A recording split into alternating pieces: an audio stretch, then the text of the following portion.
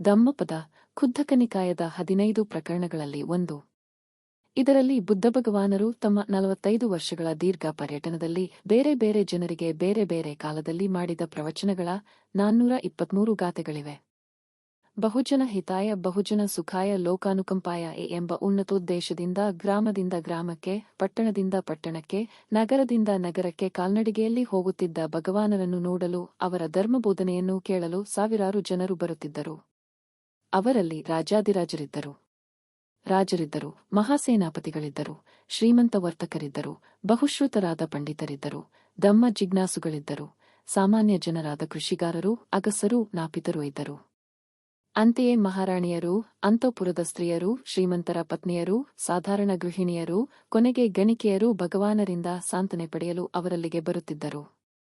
ಮಾನವ ಸ್ವಭಾವವನ್ನು, ಮಾನವ ಕುಲದಲ್ಲಿರುವ ವೈವಿಧ್ಯತೆಯನ್ನು ಚೆನ್ನಾಗಿ ಅರಿತಿದ್ದ ಭಗವಾನರು ಬಂದವರ ಸಂಸ್ಕಾರ, ಹಿನ್ನೆಲೆ, ಇತಿಮಿತಿಗಳನ್ನು ಗಣನೆಗೆ ತೆಗೆದುಕೊಂಡು ಯಾರಿಗೆ ಹೇಗೆ ಎಷ್ಟು ಹೇಳಬೇಕೋ ಅದನ್ನು ಹೃದಯಂಗಮವಾಗಿ ಹೇಳುತ್ತಿದ್ದರು. ಅಭೂತಪೂರ್ವವಾದ ಅವರ ಇನಿವಚನಗಳಿಂದ ಆನಂದಪಟ್ಟು ಆ ಜನರು ಒಂದು ಅದ್ವಿತೀಯವಾದ ಅನುಭವವನ್ನು ಹೊಂದುತ್ತಿದ್ದರು.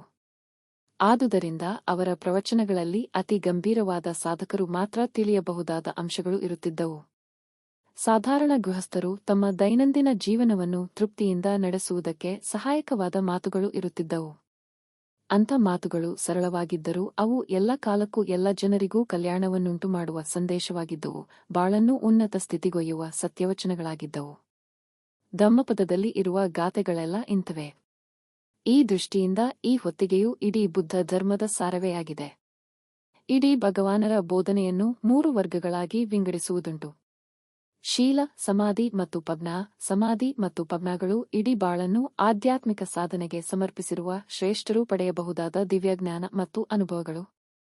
ಶೀಲವಾದರೋ ಪ್ರತಿಯೊಬ್ಬನೂ ತನ್ನ ಉದ್ಧಾರಕ್ಕೆ, ತನ್ನ ಸುತ್ತಮುತ್ತಿನವರ ಶುಭಕ್ಕೆ ಪಾಲಿಸಲೇಬೇಕಾದ ಜೀವನ ತತ್ವಗಳು. ಶೀಲವೇ ಆಧ್ಯಾತ್ಮಿಕ ಜೀವನಕ್ಕೂ ತಳಹದಿ. ಧಮ್ಮಪದದಲ್ಲಿ ಶೀಲಕ್ಕೆ ಸಂಬಂಧಿಸಿದ 106 ಗಾಥೆಗಳಿವೆ. ಅವುಗಳ ಮನನ, ಚಿಂತನ ಮತ್ತು ಅದಕ್ಕೆ ಅನುಸಾರವಾದ ನಡವಳಿಕೆ ಇಡೀ ಮಾನವ ಕೋಟಿಗೆ ಮಂಗಳದಾಯಕವಾಗಿವೆ. ಈ ಗಾಥೆಗಳಂತೂ ತುಂಬ ಸರಳವಾಗಿದ್ದು ಎಲ್ಲರಿಗೂ ಸುಲಭವಾಗಿ ತಿಳಿಯುವಂಥವಾಗಿವೆ.